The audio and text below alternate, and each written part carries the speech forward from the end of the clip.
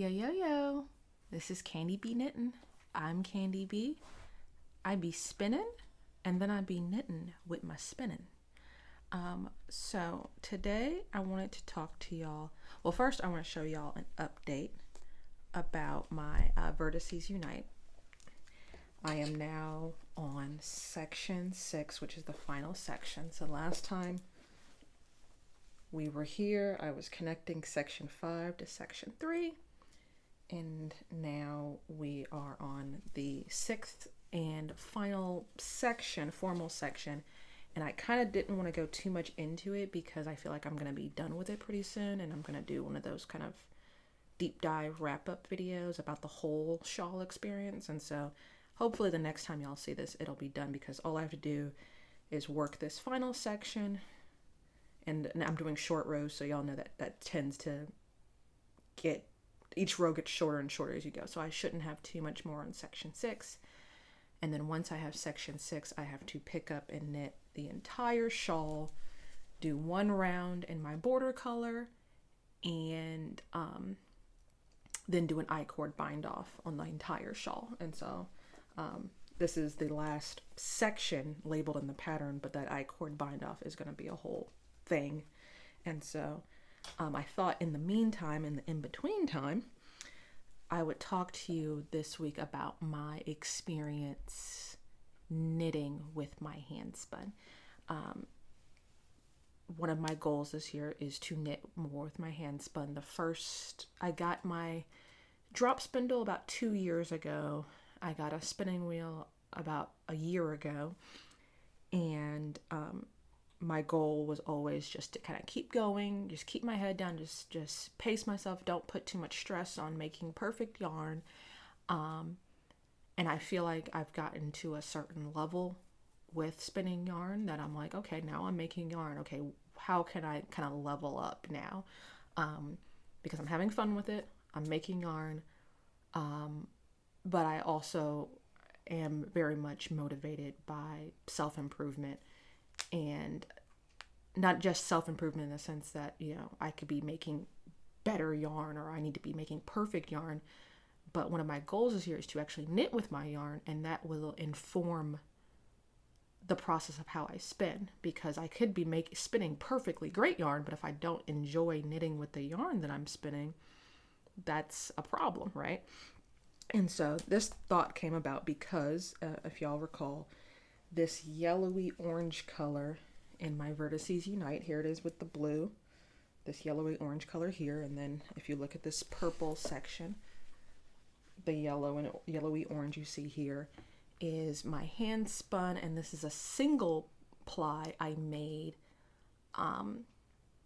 from Neighborhood Fiber Co.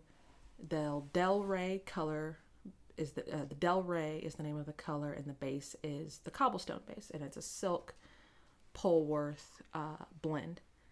And going back to spinning this yarn, it's very similar to when I learned to knit. I bought a bunch of fiber, didn't have a great idea. Like roughly, I'm like, okay, if I buy 4 ounces of fiber, that should make 4 ounces of yarn, and roughly 4 ounces or 100 grams is your traditional ball of yarn. And then depending on how thin you spin it will dictate how many yards and like the gauge of that yarn, right? And so, if I go to the craft store and I buy a 100 gram ball of worsted weight yarn, I might get 150 yards. If I get a DK yarn, I might get 200 yards. If I get a fingering weight yarn, I might get 400 yards. And so kind of using that theory, I bought fiber, but still hadn't probably knit enough to be informed. And so I went through this whole thing, and a lot of people, I feel like, go through this thing when they first start to spin. And I gravitated towards hand-dyed braids of comb top, and this was one such braid. I bought this braid, got it home, as one does, and realized, wow, this color kind of is a little bit out there as far as my taste is concerned. I don't have a lot of yellow clothes in my closet. I do like the color, and I bought it because it was so striking, but it really didn't coordinate with much of what I had going on. And so my thought with spinning it as a single was, okay, I'll maximize the yardage, and then I can maybe use it and maybe like make a ranunculus, or I was really into lace shawls, and so I was like, if I spin it thin enough, maybe I can make a nice lace weight shawl, and with the idea being that I could do a one skein project with this. And not a bad theory. I'm very grateful that this Vertices Unite came along, and then I had all this other single ply yarn I wanted to use with it. But looking back, I have learned the lesson, hey, maybe buy a couple of braids, or buy braids that coordinate with one another. So that'd probably be my first lesson. My second lesson to myself, and this is also because I buy yarn and I buy fiber not really knowing what the project is going to be, and I don't know if I'll ever really change in that respect. I do think I'm getting better at shopping and being like, okay, this is what I can make out of this, and this is what this could be, and this is how much I would need to make that project. But I also still enjoy going out and buying the colors that I like and things that stand out to me. And so I don't know if I regret, buying one braid of one loud color. But at the same time, had I known, hey, you might be making a shawl that has lots of colors, and maybe try to spin it similarly to a yarn you already have, and that might be an idea as I start to work through my stash of looking at maybe commercial yarns I have already, and if I want to go out and buy fiber, maybe I could keep in mind, like, hey, I have this particular yarn that I want to use. Maybe I can buy a fiber that will complement that, and then I can spin it in the same style. Because what happened with this shawl, and with what happened with me spinning it, as I told you, my motivation with spinning this was to get as much yardage as possible, knowing that I only had one braid of this and it didn't really coordinate with any other colors. And so I really was going for thin. The thinner you spin, the more yardage you'll get out of the same amount, all other things being equal. And so at the time, that sounded like a really sound theory, right? But now moving into this shawl, I'm using this shawl and I'm holding it with other yarn. And had I known that I was going to make this shawl, and had I known about, had I known what, I guess, rewind a little bit. I guess my thought was always when I'm spinning is that thin yarn is the best yarn, because it seems like that's what most people have the most trouble with. And so in my mind, I was like, oh, if I can just spin this as thin as possible, then I'll be the best spinner in the world, because I'll have this gossamer lace yarn, and it's so delicate and wonderful, which is a talent. But it's also, it takes talent to spin all types of yarn, into the idea that you can pick out a yarn and intentionally spin that yarn. And so there are areas of this yarn that are like super, super, super thin, and like to the point that as I was knitting this, I broke off really super thin pieces and then spliced the yarn together in places, because I did not like how thin it was, because I'm thinking, oh, maybe I'll make a beautiful lace weight shawl, but then I ended up making like a squishy garter knit shawl, and so I wanted those kind of thicker areas. And so, I have in my notes, I actually wrote notes this week. It says, thinner isn't always better. Spin for control. And so, had I known I was going to make this shawl and I had this yarn, the ideal thing to do would be to take this commercial yarn and control my spinning, bring that closer, so that the yarn I'm spinning more closely resembles this yarn. And in places, this yarn is very similar. And it's funny because it's thinking about, even in commercial yarn, there is so much variance. So let me show you. For instance, right now I'm working on this green section here. And this is the yarn Rehab yarn, and this is a single, and it's actually superwash yarn, which kind of surprised me because it's kind of puffy and thick and thin, and it has like a toothiness to it that I don't usually see with superwash yarns. And then this green yarn is Woolen Boon, and this is a superwash merino single ply fingering weight yarn. And even within the commercial yarn, and you guys can't obviously feel the yarn, but this Woolen Boon yarn is like super silky, has like a kind of almost squeaks a little bit on my needle. And this one was like actually much more pleasant to knit with.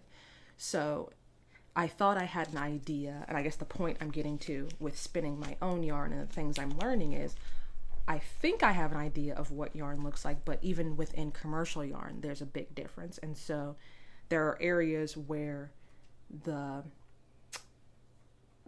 thickness of this yarn mostly resembles this, and it's a lot smoother, but then there's areas where, where's my bag?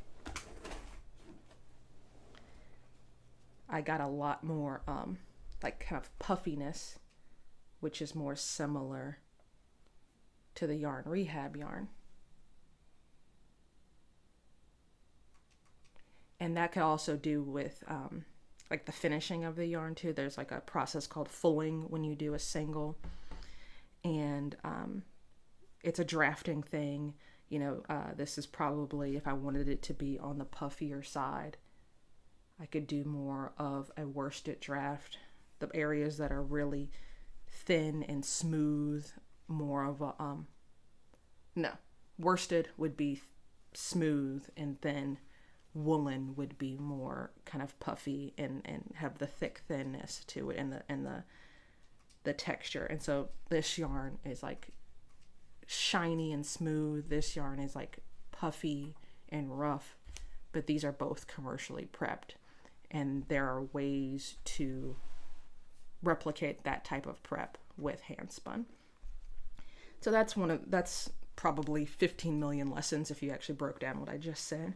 And I think the other thing about, like I said, about like spinning and not really knowing what I was going to make with it was I just need to maximize yardage. And I guess the long and short of it is I don't need to maximize my yardage. I need to maximize making a yarn that I want to use and that's exciting for me and fun for me. And so that's another reason, I guess, to lean more into planning the project before I start the spin, and planning the project to complement the yarn and to complement what I have going on. The other thing is I mentioned when making this shawl was that part of my motivation for my color placement, there's areas where some colors are solid by themselves and then some colors are striped in certain areas. And I intentionally assigned my Handspun to areas where I knew it was going to be striped. So like, for instance, this area 3, I would have not done with my Handspun because it would have just been the Handspun by itself. And I was incredibly concerned about, first of all, the structural integrity of the yarn, and secondly, the aesthetics of having such thick and thin yarn by itself. Like, I feel like there's areas here where the yarn goes thick and thin, but the consistency of the commercial yarn kind of evens out the Handspun yarn. And as they block, they'll kind of commingle together, and I'll add some structural integrity in there. And once again, sound theory, but looking back on it and actually having the experience of now knitting with this, it was a confidence issue more so than anything wrong or structurally unsound about this yarn. Like I said, there's areas where I broke it off and spliced it, yes, but overall, you know, if you spin yarn, you will make yarn. Will it be the prettiest yarn? Maybe, maybe not. But the act of twisting fibers together and then finishing them, whether it be, you know, giving them a good soak or fulling them out or thwacking them or what have you, that process is kind of, especially if you're using mostly untreated non-superwash wool, those fibers just want to stay together.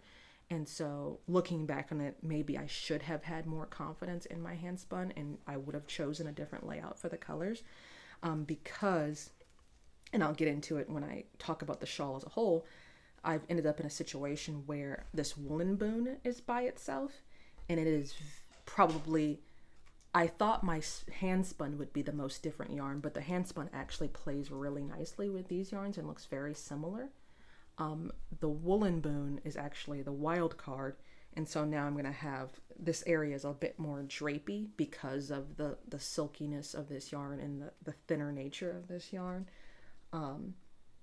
So I'm going to have this whole area that's kind of a little bit different than the rest of the shawl, and it also has like a little bit more stretch too. And I believe this gauge is probably going to be very different, but there's nothing I can do about it now. But just for the future, thinking about not choosing certain things out of fear, like just try it and see what happens, more so than just be like, oh, well, this is hand spun, so this should, and it's like, really, this yarn is the most different yarn if I really would have looked at them. And like for instance, in this area, it stripes really nicely with the blue and it kind of blends in really well. If you were here and you could touch this, you would instantly feel the difference. Like this is this is much thicker and squishier and a little bit toothier. And then this is like super kind of silky and like drapey. So I would have done that a little bit differently. And so yes, building up my confidence, but also planning a little bit better. And then once I plan a little bit better, then I can actually have evidence for my confidence. I can say like, oh, well, I know I was doing this and I was controlling it as I was doing this.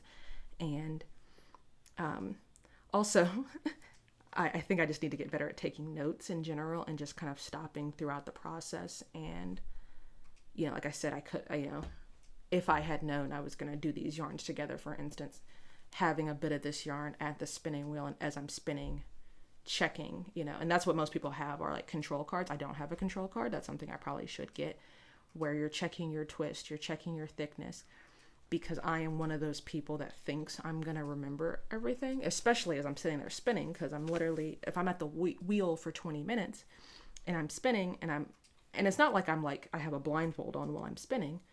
I'm literally spinning and I'm looking as I'm spinning. But what I started spinning 20 minutes ago, I might be able to eyeball and say like, oh, that looks kind of the same. That looks kind of the same. That looks kind of the same. But then slowly but surely, you might be going a little bit thinner, a little bit thicker. And because your eye might be just kind of adjusting to the last, couple of inches you did, you might think like, oh, yeah, this is the same. This looks about the same because this looks about the same as that. But then you go back to like this section here and you're like, oh, wait a minute, those are really, okay. And so probably, pacing myself a little bit more, thinking about things like that, and thinking about getting more comfortable with the thickness of yarns, because like fingering weights, for instance, can range so much. Like I said, in the commercial space, you think about like a sock yarn, merino nylon blend, very tightly spun, very much on like the thin side. And then you look at some of these singles, this single, you might do a lace weight pattern with this single. And then you think about, okay, this thing might bloom on you and change as it blocks. And so what does that look like? And so sitting at the wheel and saying, well, that's about a fingering weight. Well, what does a fingering weight mean? And that's when you get into things like yardage, you get into things like grist, you get into things like blooming and blocking. And so very long story short, I need to do more spinning, do more reading, do more note taking, but at the end of the day, do more knitting with my yarn. I think the knitting is going to give me the most information,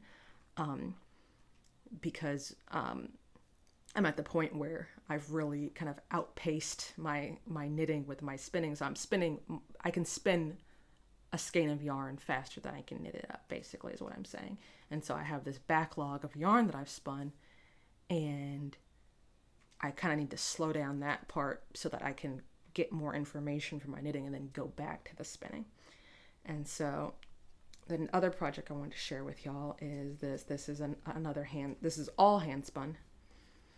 And also I kind of want, the first thing I made was a hat, and it was a hat that the pattern lent itself to like a thick, thin, bulky, uneven yarn. But I do want to, I don't want everything I make to be like kind of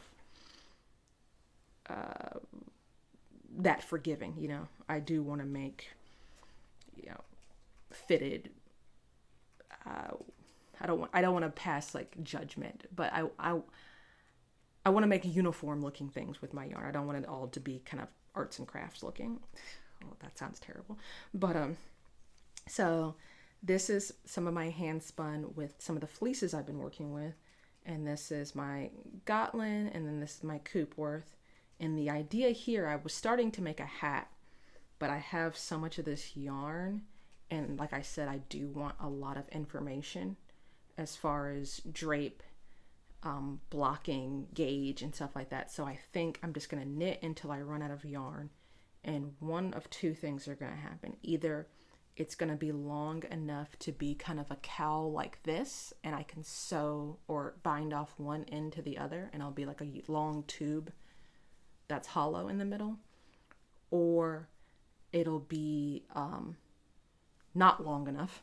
It'll be like this, and kind of similar to the muscle burrow hat, I can sew one end into the other and put it over my head like a cowl like this. And that's just going to depend on my length and how much length I get out of this.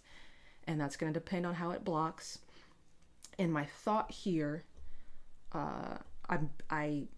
you have to start somewhere as far as gauge swatching with yarn, but these are both fleeces that I have, pounds of.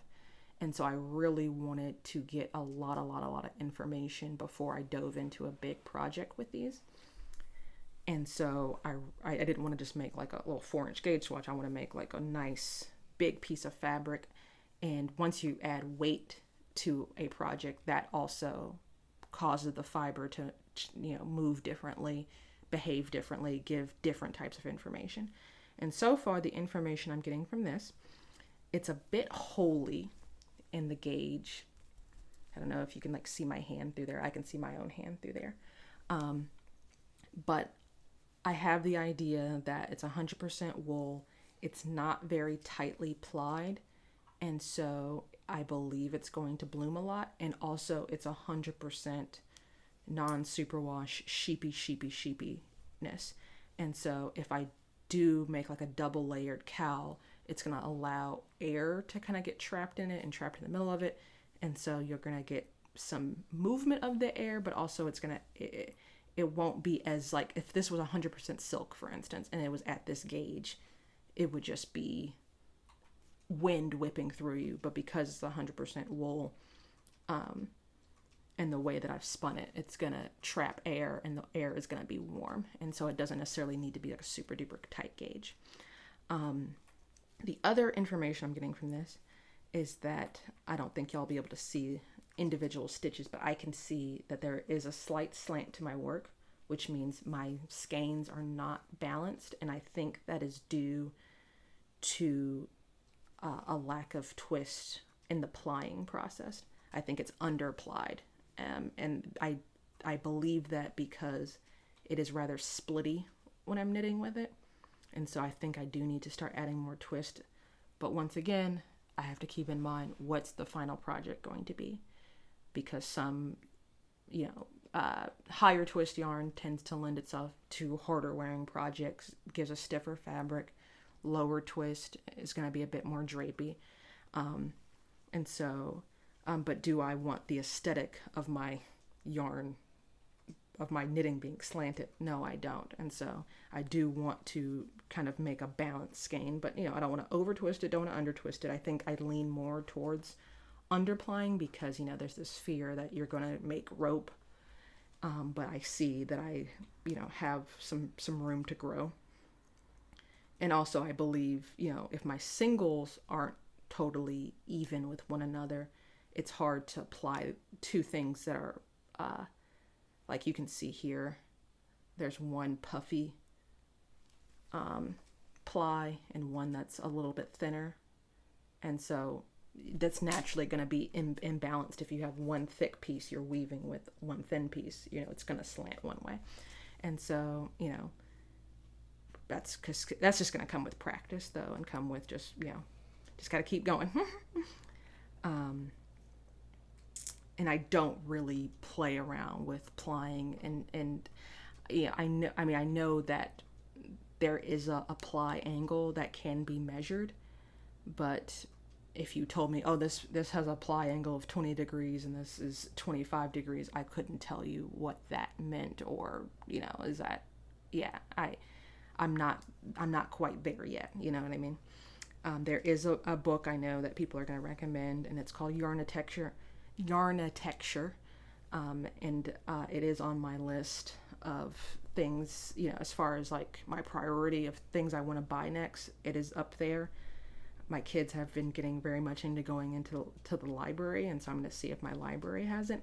But it's just a book that everyone swears by about how, I think that might be the subtitle of the book, like spinning to get the yarn you want or something like that. But the message being like, okay, you want this is how you do it. So I've been primarily self-taught up until this point. I did a lot of videos on Craftsy, but for me, I watched a lot of videos on Craftsy, got my spinning wheel, watched a lot more YouTube videos, did a lot more reading. I've read a couple of like Ply magazine articles and stuff. But I'm very much like a tactile learner. So like I watch things, I read things, and I'm like, okay, yeah. Like the whole like worsted versus woolen. And I'm just like, okay. And I wrote notes about it. But then when I actually started to spin, it's like, oh, that's what that means. Like it doesn't click until I actually do it and see what the effects are.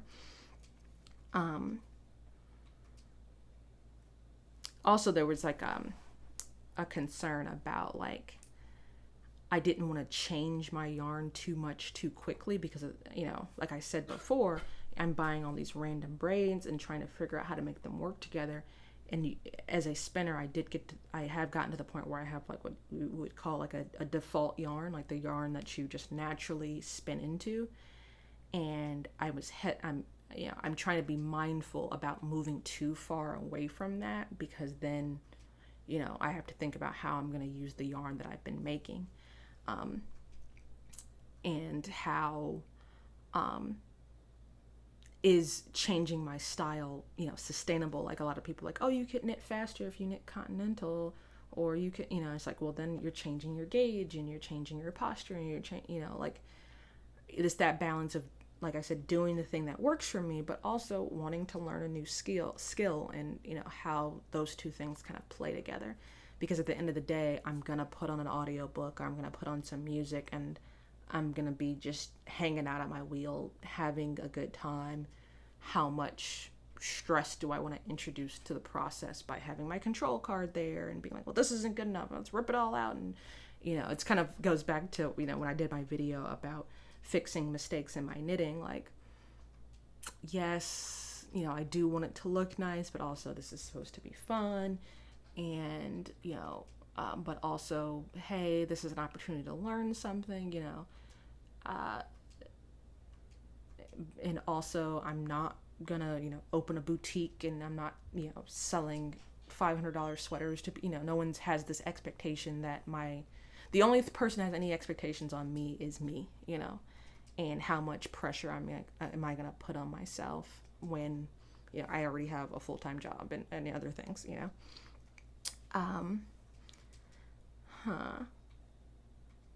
So I think I actually hit everything that I wanted to say about that.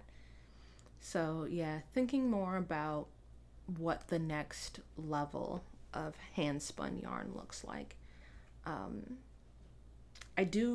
I am pleasantly surprised when I do knit with my handspun. It's not like I'm saying my handspun yarn is trash.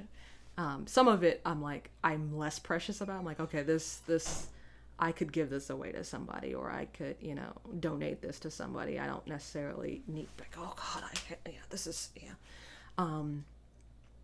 But there is something, like, I guess my biggest takeaway is, what I was saying about, like, oh wow, if I sit here and spin, I am going to make yarn, and the yarn I will be able to use for something. And I guess when I was first starting out, I didn't know, first of all, how long I was going to do it for. Like, I might have, done it for a couple of weeks and gotten bored with it. Or I might, it was really tricky. Like, the first, Christmas Day, I opened up my spinning wheel and started spinning. And I was just like, have I made a terrible mistake? Because this is really hard. And I'm really bad at this. And so, like, looking back at it now and wondering to myself, like, okay, I actually did the thing. Okay, what does that look like, and what do I want from this process? Now I can actually put demands on myself, and I just talked for like 10 minutes, and I think I might actually know what I'm talking about a little bit. I don't know. It's weird. And so let me know. I know a couple of y'all out there are spinners, or even, as it relates to your craft, you might be a crocheter or a knitter. Are you kind of like looking back at your work and being like, okay, I can level up this way? Or are you kind of like, just chill, just chill. I know some people that, they learn one stitch and they just keep going with that one stitch for 20 years. And if that's you, then there's nothing wrong with that. I don't know really which one I am and where I'm at. I think I do lean more towards go. What's the next thing? How can, I knit, and then I've got to spin, and then I got to go buy a fleece. I am more so on the other side of that spectrum. And I do believe anything worth doing is worth doing well. But let me know what y'all are thinking about. If y'all are spinners, if y'all have read Yarn of Texture, I've never heard a bad word about the book. I'm sure it's very much worth the money. But I do like to check out if my library has books of that nature first. The other thing I wanted to show y'all is because I mentioned being torn about the bind off on this shawl. And if y'all follow me on Instagram, I get into a lot of, like, nothing comes out the way I think it's gonna come out. I start working on something and I always have to, like, well, what if I did this? Or what if I, which is another thing with my spinning. I know enough to be dangerous. Like, I can start and just be like, oh, what if I did this? What if I did this? And I feel like, at a certain point you gotta learn the rules before you break them. But I was hesitant about this shawl because following the pattern, this purpley color would be my bind off color, which is fine. That's fine. But in the back of my mind, as I mentioned last week, I have this sock yarn. This is the colorway Vibranium by Queen's Yarn Boutique, and it's like a very deep purple, and it's got kind of, maybe like bits of brown, maybe like reddish browns in there. And I just feel like the coloring wise, like it would just be like a very, the I-cord bind off goes around the whole shawl. And so I feel like this deep color would just frame everything nicely. So this is section 1 with the dark purple. And I just also believe that the sock yarn, it's got the nylon in it. And so I think it's going to give like some nice structure to the edges. There's section 2, section 3, section 4. I think that's like the part that sells it for me, because purple is my favorite color, and the idea of doing like 2 purples together. 5 and 6. And I that's like one of my I guess you could say my signatures, is finding a different color to do the I-cord bind off with.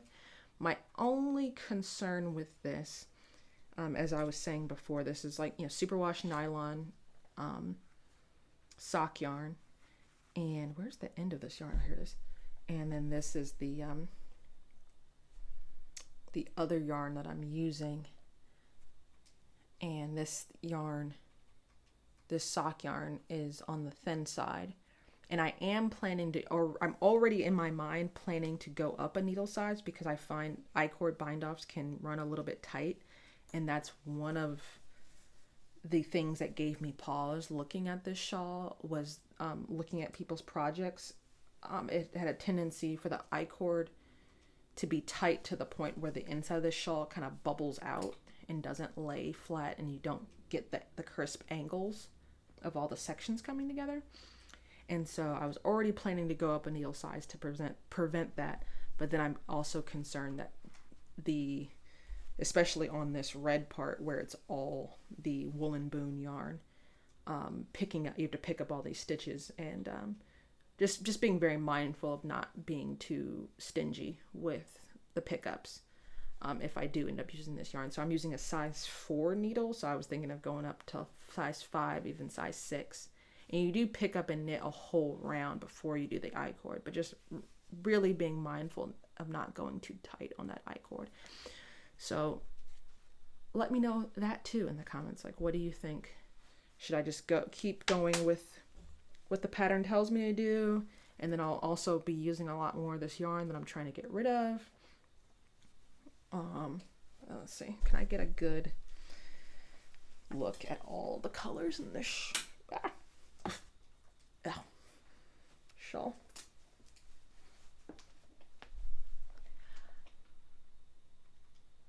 Let me know.